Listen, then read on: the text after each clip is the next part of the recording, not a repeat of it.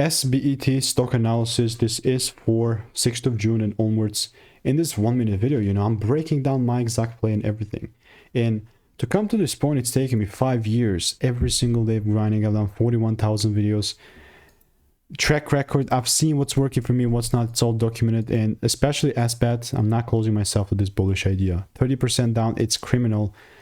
But we're going to see Friday, it's going to have power to maybe revive us. Now, here's the before when I called it out beforehand, and this actually delivered like a madman. So I took it from 30 to like 55-ish a week ago. And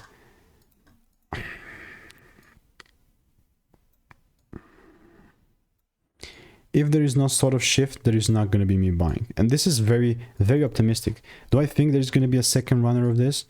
It could be, you know, it could be. This is maybe sounds like comical to reach another 120 bucks yet again. But I'm saying, like, if rules are met, like, nothing's standing in the way.